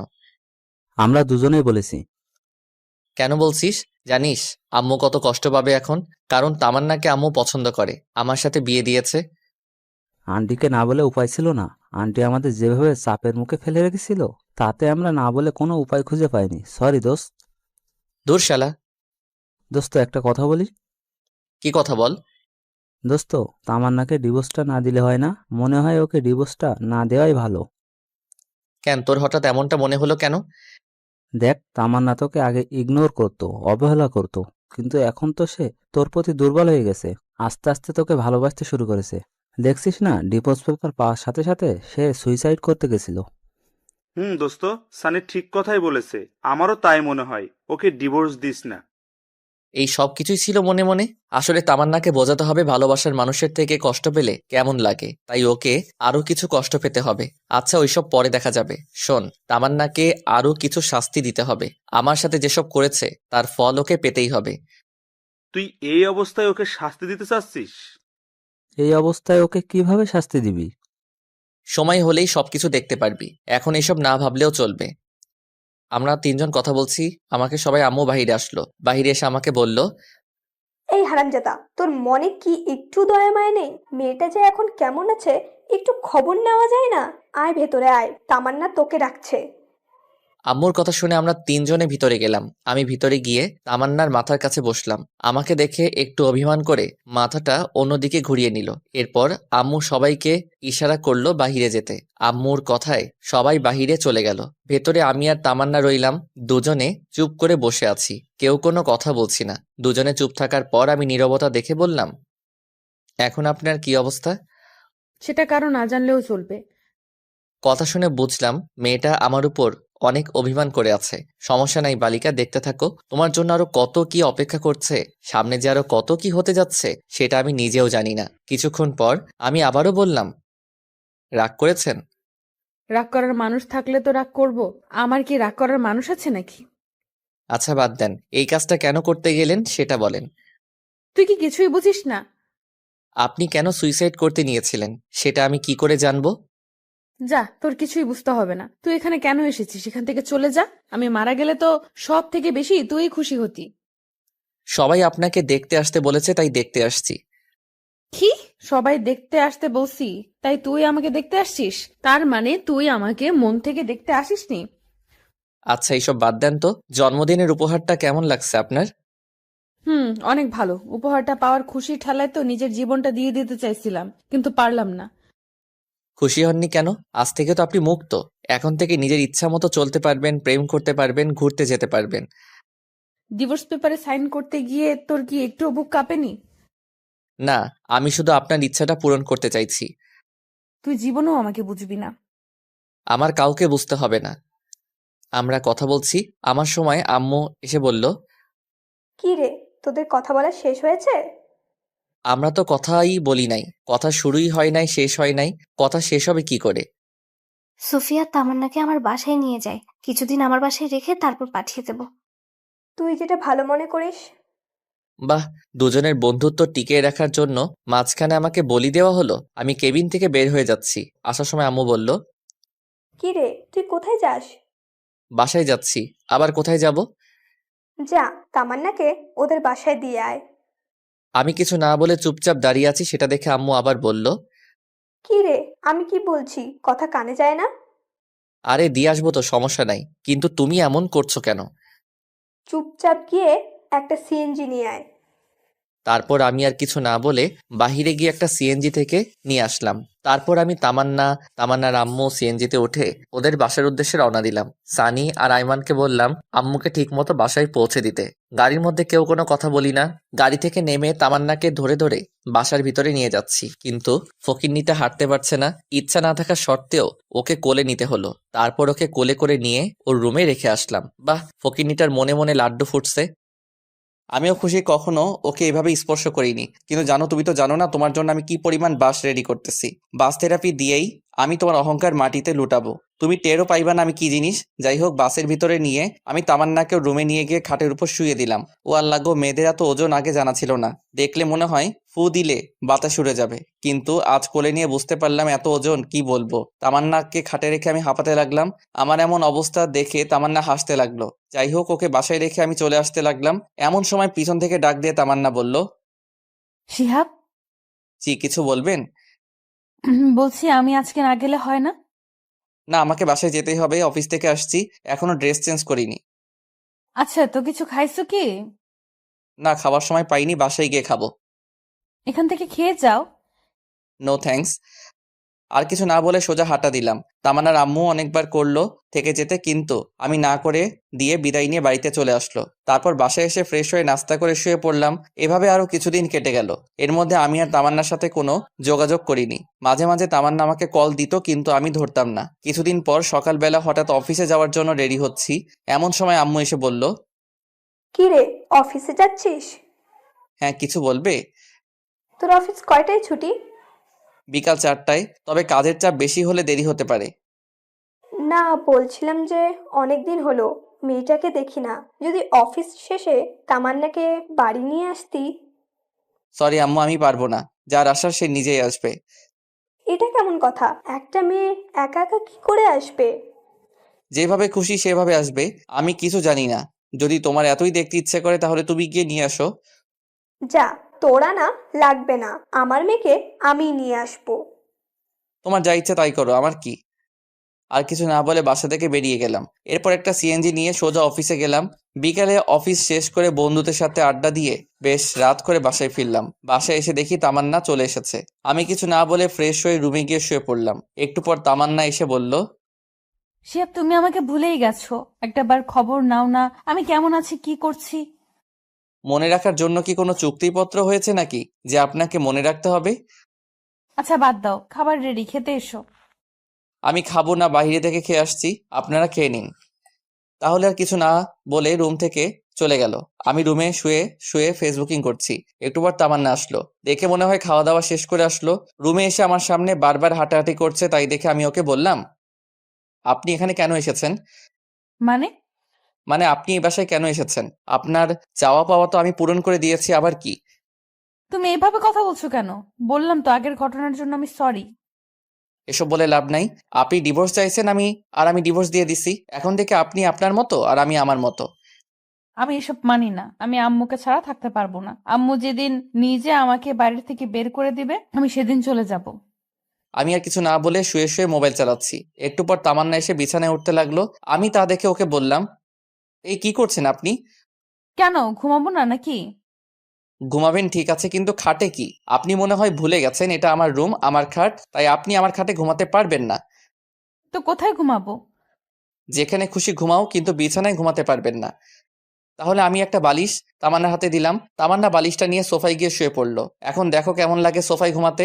আমাকে অনেক জ্বালাইছো, এখন তুমি একটু ফল ভোগ করো। আমি আর কিছু না বলে পাশ কাটিয়ে শুয়ে পড়লাম। মাঝরাতে কিছু একটা শব্দে ঘুমটা ভেঙে গেল।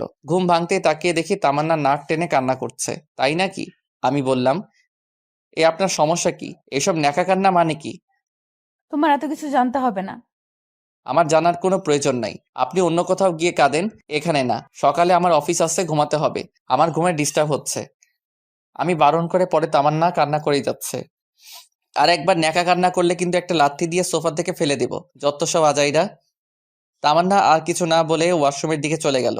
আমিও মনে মনে বলছি, এবার ঠেলা সামলাও জানো, আমিও অনেক কষ্ট পাইছি তোমার আচরণে। এখন দেখো কষ্ট পাইতে কেমন লাগে। এসব ভাবতে ভাবতে কখন যে ঘুমিয়ে গেছি মনে নেই। সকালে ঘুম থেকে উঠে দেখি তামান্না আমার আগে ঘুম থেকে উঠে গেছে। তারপর আমি ঘুম থেকে উঠে ফ্রেশ হয়ে নাস্তা করে অফিসে চলে গেলাম। অফিস শেষে সানিয়া আর আইমানকে কল করে পুকুর পাড়ে আসতে বললাম। আমি পুকুর পাড়ে এসে দেখি আমার আগেই ওরা এসে বসে আছে। কিরে, কি অবস্থা তোদের? বেকার মানুষের আবার অবস্থা। আমরা তো আর তোর মতো টাকা ইনকাম করতে পারছি না, বাপের টাকায় বসে বসে খাচ্ছি। আচ্ছা বাদ দে, চল ওই পাশে গিয়ে বসি। চল। তারপর ওই পাশে গিয়ে বসে কথা বলতে লাগলাম। কিরে তামান্না, কি খবর এখন? ভালোই। যাক, ভালো হলেই ভালো। কিন্তু দোস্ত, আমি একটা বিষয় কিছুতেই বুঝতে পারছি না। কি? তামান্নাকে ডিভোর্স দিলাম, সেটার কোনো খবর নাই, আবার আমার বাড়ি থেকেও যাচ্ছে না। আরে বোকা, ও যাবে কি করে? ও তো এখন তোকে ভালোবেসে ফেলেছে। আচ্ছা দোস্ত, যা হয়েছে সব ভুলে যা। এখন সবকিছু ঠিক করে নিয়ে নতুন করে জীবন শুরু কর, এটাই ভালো হবে। আরে না না, তাও আরো কিছু শাস্তি দিতেই হবে। এই শিহাব শোন। চল। তামান্না তোকে কলেজের সবার সামনে অপমান করেছে না? তুইও কি ওকে কলেজের সবার সামনে অপমান করবি? সেটা কি করে? আচ্ছা তাহলে শোন। ও মাই গুডনেস, সানি এত বড় একটা প্ল্যান! বল, কি বলবো? আমি তো এটা কখনো ভাবিনি। কি আপনারা কিছু বুঝতে পারছেন না, তাই তো? গল্প পড়তে থাকুন, সবকিছু বুঝতে পারবেন। তারপর সানিকে বললাম, দূর বেটা, এভাবে অপমান করা ঠিক হবে না। যতই হোক সে আমার স্ত্রী। আরে বেটা, সমস্যা নাই, এখন একটু শাস্তি দে, পরে একটু বেশি করে আদর করে দিস, তাহলেই হয়ে যাবে। হা হা হা। আর আমি তুই আর ভালো হইলি না। আচ্ছা, কি কলেজে যাবি নাকি অফিসে যাবি, কোনটা? দুটোই। অফিসও করব, আবার কলেজও করব। বসকে বললেই ছুটি দিয়ে দিবে। আচ্ছা, তাহলে তো তোর আর কোনো সমস্যা নাই। এরপর আরো কিছুক্ষণ সবাই মিলে বসে আড্ডা দিলাম। তারপর আমি বাসায় ফিরলাম। বাসায় ফিরে ফ্রেশ হয়ে নাস্তা করে সানির প্ল্যান অনুযায়ী মোবাইলটা সাইলেন্ট করে কানে ধরে কথা বলার অভিনয় করতে লাগলাম। পাশেই তামান্না ছিল। মানুষ প্রেম করে যেমন রোমান্টিক কথা বলে, আমি তেমনই রোমান্টিক কথা বলছি। এসব দেখে রেগে ফুলতে লাগলো। আমি আরো জোরে জোরে হেসে কথা বলতে লাগলাম। অনেকক্ষণ বক বক করার পর ফোনটা রেখে দিলাম। আসলে কোনোদিন প্রেম করিনি তো, তাই বেশি কথা বলতে পারলাম না। আমি তামান্নাকে দেখিয়ে ফোনে একটা কিস দিলাম। তামান্না এসে আমার সামনে দাঁড়ালো। কিছু বলবেন? মেয়েটাকে? তা দিয়ে আপনার কি কাজ? অনেক কাজ আছে, সেটা তোমার না জানলেও চলবে। আগে বলো মেয়েটাকে। আমার ভবিষ্যৎ বউ আবার কে? বাসায় বউ রেখে অন্য মেয়ের সাথে কথা বলতে লজ্জা করে না? কি বাসায় বউ মানে? কে বউ? কার বউ? কিভাবে বউ? আমি তোমার বউ, আবার কে? আপনি ভুলে যাবেন না আপনাকে আমি ডিভোর্স দিয়ে দিয়েছি, সো আপনি আমার কেউ নন। মানে কি বলছো এসব তুমি? আপনি যা শুনেছেন তাই বলেছি। আর হ্যাঁ, আমার কোনো পার্সোনাল ব্যাপারে আপনি নাক গলাতে আসবেন না। আমি আম্মুকে বলে আপনাকে আপনার বাসায় পাঠানোর ব্যবস্থা করছি। শিহাব, আমি যা করেছি তার জন্য সত্যি আমি অনেক লজ্জিত। প্লিজ আমাকে মাফ করে দাও, আমি সরি তো। আমি ওর হাত আমার হাত থেকে এক ঝাড়ি দিয়ে ছাড়িয়ে নিলাম। এরপর আমি সেখান থেকে রাগ দেখিয়ে ছাদে চলে গেলাম। তারপর ছাদে গিয়ে দরজা আটকে দিয়ে একা একা লুঙ্গি ডান্স করতে লাগলাম। ফকিন্নি, যখন আমি তোর পিছনে ঘুরতাম, পাগলের মতো ভালোবাসতাম, তখন তুই আমার 2 টাকার দামও দিতি না। এবার দেখ কেমন লাগে। একটু পর ছাদ থেকে নেমে এসে ডিনার করে রুমে গিয়ে শুয়ে পড়লাম। তামান্না যথারীতি একটা বালিশ নিয়ে সোফায় ঘুমিয়ে পড়ল। রাতে কেন জানি ঘুমটা ভেঙে গেল। ঘুমটা ভাঙতেই দেখলাম তামান্না কুটি মেরে শুয়ে আছে। ওর মায়াবী সুন্দর চেহারাটা দেখে আবারও ক্রাশ খেলাম। আসলেই ঘুমন্ত মানুষকে সত্যি অনেক সুন্দর এবং অনেক মায়াবী দেখতে লাগে। তামান্নার দিকে একটু ভালো করে তাকিয়ে দেখলাম মেয়েটা ঠান্ডায় কাঁপছে। তারপর আমি বিছানা থেকে উঠে গিয়ে কম্বলটা ওর গায়ে দিলাম। মোবাইলে সময় দেখলাম, একটু পর ফজরের আজান দেবে, তাই আর ঘুমালাম না। বিছানা থেকে উঠে এসে আজান দেওয়ার সাথে সাথে মসজিদে গিয়ে নামাজ আদায় করে আসলাম। নামাজ পড়া শেষে একটু হাঁটাহাঁটি করলাম। বাসায় এসে দেখি তামান্না মুখ টিপে টিপে হাসছে। মনে হয় কম্বলটা দেওয়ার কারণে এত খুশি। বালিকা, এত খুশি হওয়ার কিছু নাই। একটু অপেক্ষা করো আর দেখতে থাকো শিহাব কি জিনিস। তুমি আমাকে যে কষ্ট দিয়েছো তা সুদে আসলে পরিশোধ করে নেব। সকালে নাস্তা করে রুমে এসে মোবাইল টিপতেছি, এমন সময় আম্মু এসে বলল, কি রে, আজকে অফিসে যাবি না? না আম্মু, আজকে ছুটি নিয়েছি। কেন রে, শরীর খারাপ নাকি? না আম্মু, অনেকদিন হলো কলেজে যাইনি, তাই ভাবছি আজকে কলেজে যাব। আর কলেজে একটু কাজও আছে। তামান্না আমার পাশেই ছিল। ও আমার কলেজে যাওয়ার কথা শুনে আম্মুকে বলল, আমি বলছিলাম কি, আমিও তো অনেকদিন হলো কলেজে যাই না, আর পড়াশোনাটাও ঠিকভাবে হচ্ছে না। যদি আজকে শিহাবের সাথে কলেজে যাই তাহলে কি কোনো সমস্যা হবে? আরে, আমার আবার কি সমস্যা হবে? তোরা দুজন কলেজে যাবি, যা। ধন্যবাদ আম্মু। এই শিহাব, হ্যাঁ আম্মু বলো। বলছি তুই তামান্নাকে সাথে নিয়ে কলেজে যা। আমি পারবো না। পারবি না কেন? যে যার মতো কলেজে যাবে, আমি কাউকে নিয়ে যেতে পারবো না। এটা কেমন কথা? মেয়েটা একা একা কি করে কলেজে যাবে? যার যেভাবে খুশি যাক, আমি কাউকে নিয়ে যেতে পারবো না। আমি আম্মুকে আর কিছু বলতে না দিয়ে সোজা রুমে চলে আসলাম। রুমে এসে রেডি হয়ে তামান্নার আগেই কলেজে চলে গেলাম। আমি, সানি, আইমান আর ইতু একসাথে বসে আছি। তামান্নাকে আসতে দেখে সানি বলল, এ মামা, ও আসছে, শুরু করে দে। কে আসছে? আরে শালা, তোর বউ আসছে, প্ল্যান অনুযায়ী কাজ শুরু করে দে।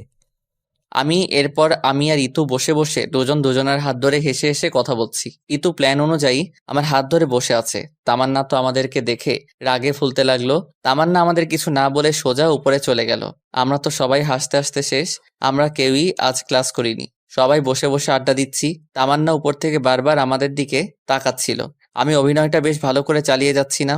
যে কেউ দেখলে বলবে আমরা দুজন দুজনকে অনেক ভালোবাসি। কিন্তু এটা ছিল আমাদের প্ল্যান। এভাবে 2 ঘন্টা পার হয়ে গেল। 2 ঘন্টা পর তামান্না ও তার বান্ধবীরা একসাথে আমার দিকে আসছে।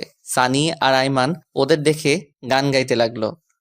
আমার এই বাজে স্বভাব কোনোদিনও যাবে না। একটা সিনিয়র মেয়ে এসে সানিকে বলল, যখন একটা কানের নিচে পড়বে এমনিতেই বাজে স্বভাব চলে যাবে। আমি তখনও ইতুর হাত ধরে বসে আছি। আর আমার এমন আচরণ দেখে তামান্না বলল, ছি শিহাব, তোমার লজ্জা করে না? কেন আমার লজ্জা করবে কেন? আমি কি ল্যাংটা হয়ে আছি নাকি? ল্যাংটা হয়ে না থাকলেও তার থেকে অনেক খারাপ কিছু করছো। বাসায় বউ রেখে এখানে অন্য একটা মেয়ের সাথে। ছি। ওয়েট ওয়েট, বউ মানে কার কথা বলছেন? কার সাথে আবার বলবো? আমার সাথে বলছি। হোয়াট? কে আপনি? আপনাকে তো আমি চিনিই না। কি বললে তুমি? আমাকে চেনো না? আমার ভাবতেই অনেক ঘৃণা লাগতেছে তুমি এতটা খারাপ।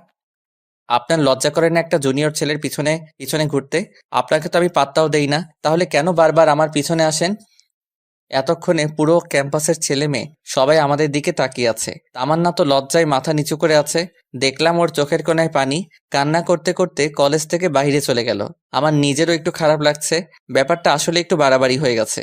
পরে আমি, সানি আর আইমান কলেজ থেকে বেরিয়ে গেলাম আর ইতুকে একটা ধন্যবাদ দিয়ে আসলাম। এরপর আমরা বাহিরে কিছুক্ষণ আড্ডা দিলাম। অবশেষে আমরা বাসায় চলে গেলাম। বাসায় গিয়ে দেখি তামান্না ওর সবকিছু গুছিয়ে নিয়ে বাড়ি থেকে চলে যেতে যাচ্ছে। এদিকে আম্মু ওকে অনেক বোঝাচ্ছি, কিন্তু কোনো কিছুতেই বুঝতে চাচ্ছে না। তামান্না সবকিছু ভুলে ব্যাগ নিয়ে বাপের বাড়ি চলে গেল। এদিকে আম্মু ঠাস ঠাস করে আমাকে চর মারতে লাগলো। আমাকে চর মারতে মারতে আম্মু বলল, কুলাঙ্গার একটা ছেলে, তোর কারণে আজকে আমার মেয়েটা বাড়ি থেকে চলে গেল। আমার মেয়েটার যদি কিছু হয় তাহলে তোর অবস্থা আমি খারাপ করব। আমার কথা শুনে আমার মাথায় বাজ পড়ল। নিজের ছেলের কোনো খোঁজ নেই, ছেলের বউ নিয়ে পড়ে আছে। আমার সাথে রাগারাগি করে আমি ছাদে চলে গেলাম। ছাদে গিয়ে বসে আছি।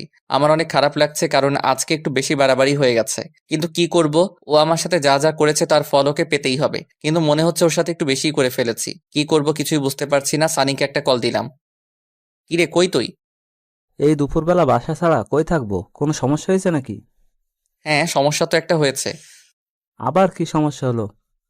ফোনে বলা যাবে না, তুই তাড়াতাড়ি পুকুর পাড়ে চলে আয়। আমি আইমানকেও বলে দিচ্ছি। শোন, তোকে আইমানকে বলতে হবে না, তুই চলে আয়, আমি বলছি ওকে। আচ্ছা ঠিক আছে, তাড়াতাড়ি পুকুর পাড়ে চলে আয়। আচ্ছা ঠিক আছে, কিন্তু কখন আসবি? আসরের নামাজ পড়ে চলে আয়। আচ্ছা ঠিক আছে।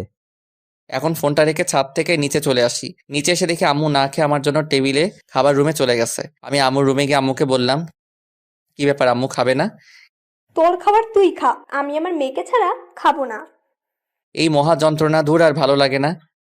এই বলে আমি আম্মুর রুম থেকে বেরিয়ে আসলাম। আমিও কিছু খেলাম না, না খেয়ে রুমে গিয়ে ঘুমানোর চেষ্টা করছি, কিন্তু ঘুম আসছে না। পরে উঠে বাইরে চলে গেলাম। তারপর আসরের নামাজ পড়ে পুকুর পাড়ে চলে গেলাম। সেখানে গিয়ে দেখি সানি আর আইমান পুকুর পাড়ে বসে আছে। আমি ওদের কাছে গিয়ে বললাম, কিরে তোরা আসছিস? হুম, কিন্তু তোর মোবাইল বন্ধ কেন? আমি মোবাইলটা হাতে নিয়ে দেখি মোবাইলটা বন্ধ হয়ে আছে। সরি, ফোনে চার্জ নাই। আচ্ছা বল, কি সমস্যা? এখন ওদের দুজনকে সবকিছু খুলে বললাম। আমার কথা শুনে আইমান বলল, শিয়াব, আমার মনে হয় তোর এখন তামান্নাদের বাসায় যাওয়া উচিত। দূর, আমি সেখানে গিয়ে কি করব?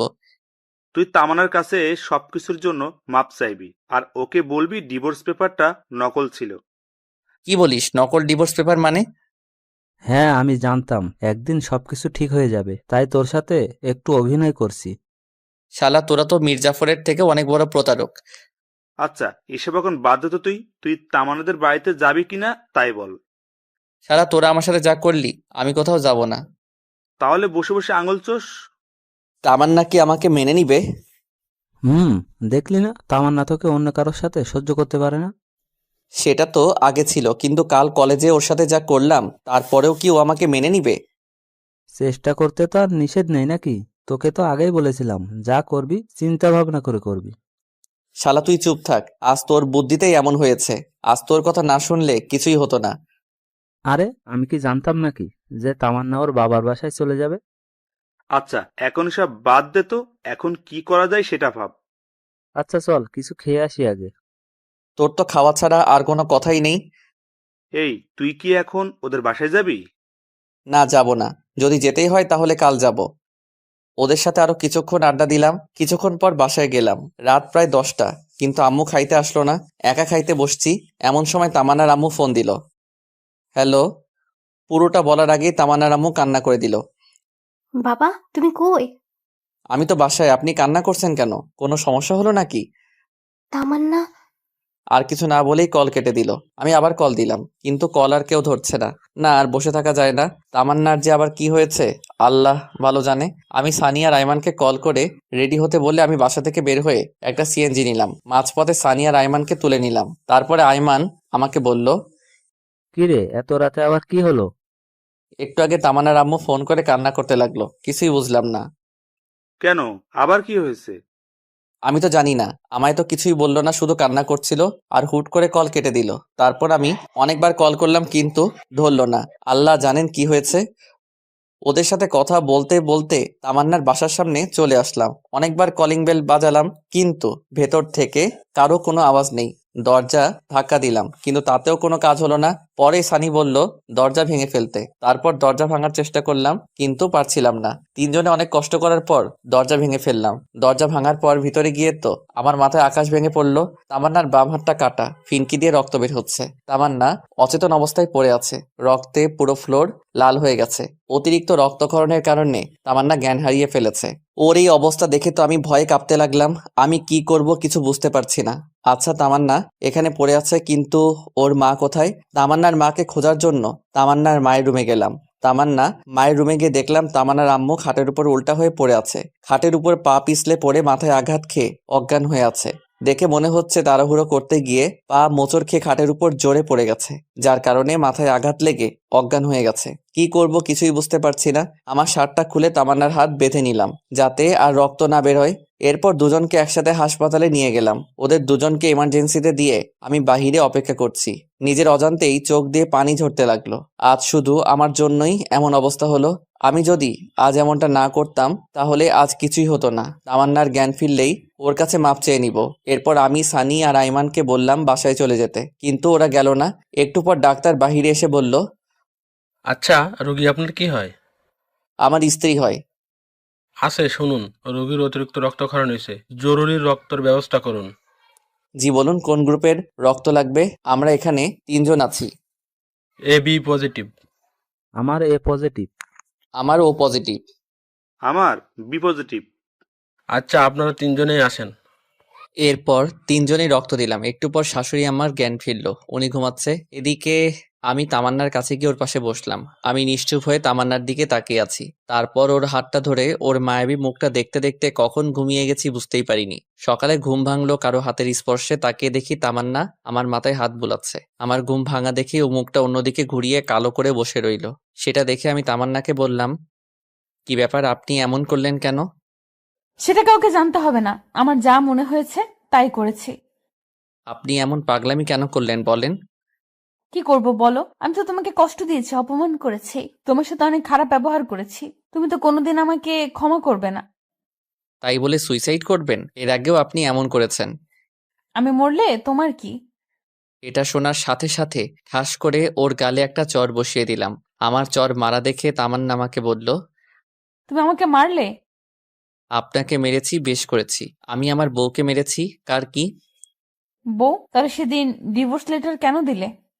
আরে ওইটা ডিভোর্স পেপার ছিল না, জন্মদিনের কার্ড ছিল। আর ওই চিঠিটা তো আমি এমনি এমনি বানিয়ে লিখেছি। তাহলে কাল কলেজে এমন কেন করলে? আপনি যে আমাকে অপমান করেছিলেন, আর তাই আপনাকে বোঝাতে চেয়েছিলাম। আপনার কেমন লাগে? অনেক হারামি তুই। আমি কি একটু ভেতরে আসতে পারি? আম্মু দরজার সামনে দাঁড়িয়ে বলল। না, এখন ভেতরে কারো আসা যাবে না। যদি কেউ আসতে চায় তাহলে পরে আসবে। তামান্না আমাকে জড়িয়ে ধরে এসব কথা বলল। এই কি করছেন? আম্মু দেখছে তো? দেখলি দেখুক, তাতে আমার কি? আমি আমার স্বামীকে আদর করব, কার কি? তাই বলে আম্মুর সামনে? এই হাদারাম, কিছু শেখ। আচ্ছা তোমরা তাহলে থাকো, আমি যাই। তাই বলে আম্মু শাশুড়ি আম্মার কাছে গিয়ে গল্প করতে লাগলো। এরপর আমি বাহিরে গিয়ে দেখলাম সানিয়া রাইমান দুজনে একটা টুলের উপর একজন আরেকজনের উপর উল্টো হয়ে শুয়ে আছে। দেখেই আমার প্রচুর হাসি পাচ্ছে। আমি পকেট থেকে ফোনটা বের করে কিছুক্ষণ ভিডিও করলাম। তারপর ওদের দুজনকে জাগালাম। এরপর সবাইরে নাস্তা করার জন্য বাহিরে গেলাম। সকালে নাস্তা করা শেষে তামান্নার জন্য নাস্তা প্যাকেট করে নিয়ে আসলাম। নাস্তার প্যাকেট নিয়ে ডাক্তারকে বললাম, ডাক্তার সাহেব, জি বলেন। আমি কি আমার রোগীদের বাসায় নিয়ে যেতে পারি? জি পারবেন, তবে শুধুমাত্র আপনার শাশুড়ি মাকে। আপনার স্ত্রীকে আরো 2 দিন রাখতে হবে। আচ্ছা ঠিক আছে।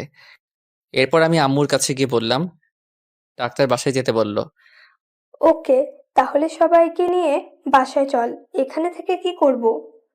আম্মু শুধু আন্টিকে নিয়ে যেতে, আমি শুনেছি তামান্নাকে আরো 2 দিন থাকতে হবে এখানে। তুমি ওনাকে আমাদের বাসায় নিয়ে যাও, কিছুদিন রেস্ট নিক। আচ্ছা ঠিক আছে, কিন্তু তামান্নাকে কে সামলাবে? আম্মু আমি আছি, কেন? আচ্ছা, তাহলে তুই ওর ভালো করে যত্ন নিস। আমরা যাই। আচ্ছা ঠিক আছে, যাও। এরপর সানিয়া রাইমানকে সাথে দিয়ে আমি এবং আমার আম্মুকে বাসায় পাঠিয়ে দিলাম। এরপর আমি তামান্নার কাছে গেলাম। এখন কি অবস্থা আপনার? আগের থেকে একটু ভালো। এই শোনো না, হ্যাঁ বলেন। আমি না একজনকে খুব ভালোবাসি। কাকে? আমার এই জুনিয়র বরটাকে। কথাটা শোনো।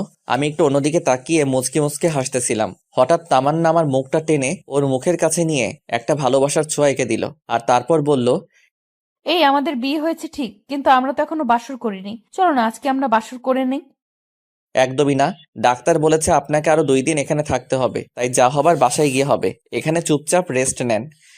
এমনি রোমান্টিক ভাবে আরো 2 দিন পেরিয়ে গেল। তারপর আমি তামান্নাকে নিয়ে বাসায় ফিরলাম, কিন্তু তাহলে দরজার সামনে দাঁড়িয়ে পড়লো। ভিতরে যেতে চাচ্ছে না, তাই দেখে আমি বললাম, কি ব্যাপার, এখানে দাঁড়িয়ে থাকলেন কেন? কেউ যদি আমাকে কোলে করে বাসার ভেতরে নিয়ে যায় তাহলে যাব, না হলে ভেতরে যাব না। আমি বুঝতে পারলাম সে আমাকে উদ্দেশ্য করে কথাটা বলল।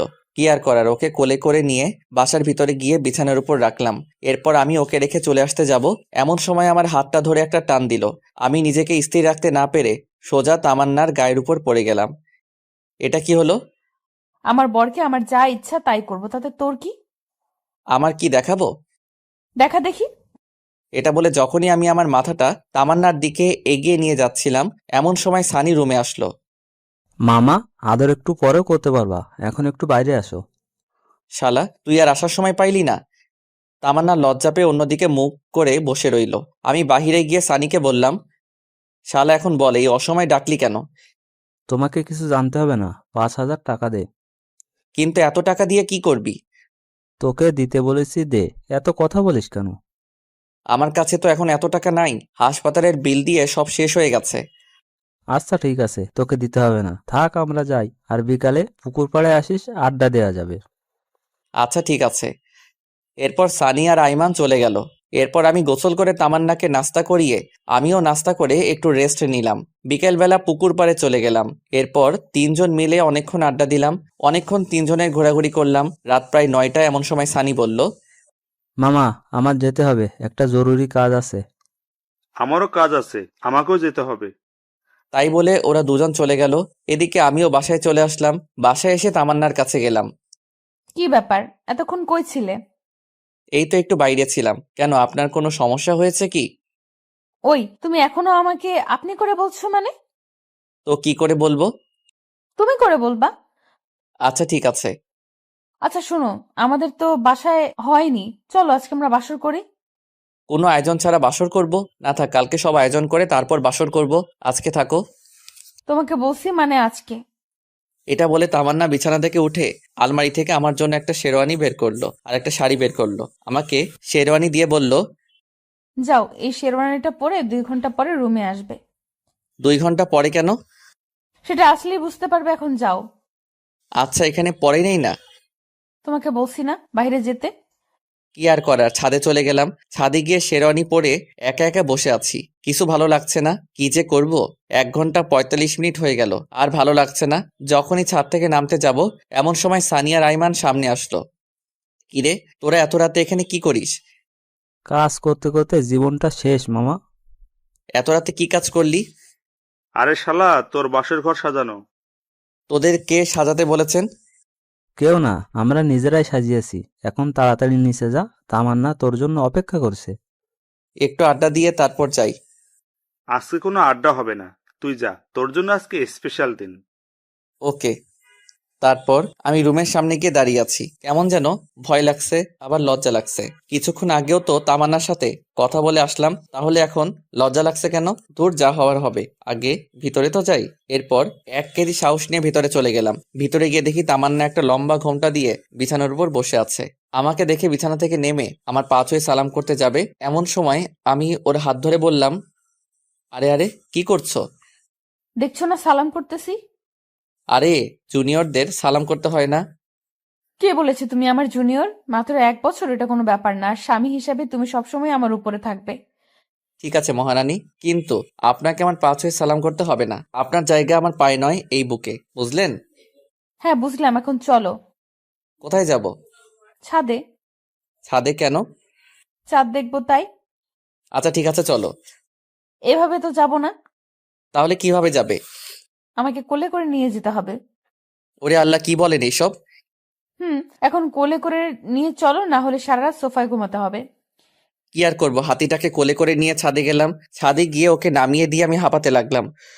ওরে আল্লাহ, একটা মেয়ে মানুষ এত ওজন হয় কি করে? এইটুকুতেই এই অবস্থা? এখন থেকে রোজ কোলে করে নিয়ে আসতে হবে। মানে? সব কথার মানে বলতে হয় না, কিছু কথার মানে বুঝে নিতে হয়। আচ্ছা চলো, কিছুক্ষণ হাঁটাহাঁটি করি। ওকে। তারপর দুজন কিছুক্ষণ হাঁটাহাঁটি করার পর তাদের একটা কোনায় গিয়ে দুজনে বসলাম। তামান্নাও আমার পাশেই বসে। আমি উপরের দিকে তাকিয়ে বসে আছি আর ভাবছি, এই, এত কি ভাবছো? আল্লাহ আমাকে পরীক্ষায় ফেলেছে, সেটার কি উত্তর দিব সেটাই ভাবছি। কি পরীক্ষা? আল্লাহ আমাকে 2টা চাঁদ দিয়েছে, একটা ওই উপরে আরেকটা আমার পাশে। এখন আমাকে বলতেছে কোনটা আমার কাছে বেশি গুরুত্বপূর্ণ। তো কোনটা তোমার কাছে গুরুত্বপূর্ণ? উপরেরটা তো শুধু রাতে আমার সাথে থাকবে, কিন্তু সকাল হলেই হারিয়ে যাবে। কিন্তু পাশেরটা সব সময় থাকবে। কিন্তু কথা হচ্ছে, যদি কখনো পাশে থাকা চাঁদটা চলে যায়, তাই ভাবছি কোনটা আমার জন্য গুরুত্বপূর্ণ। এটা শুনে তামান্না আমার হাত ধরে আমার কাঁধে মাথা রেখে বলল, এই, তোমার হাত ধরে ধরে কসম করছি পুরো পৃথিবী ছেড়ে দেব, কিন্তু তোমার হাত কখনো ছাড়বো না। তাই নাকি? তাই। এই শোনো না, বলেন। আমার না টুইন বেবি অনেক পছন্দ। তো আমাকে কি করতে হবে? তোমাকে কিছু করতে না, যা করার আমি নিজেই করব। কি করবে? সময় হলেই দেখতে পারবে। এখন রুমে চলো। ওকে, চলেন। ওইভাবেই যাও কেন? তাহলে কিভাবে যাব? যেভাবে কোলে করে নিয়ে এসেছিলে সেভাবেই কোলে করে নিয়ে যাও।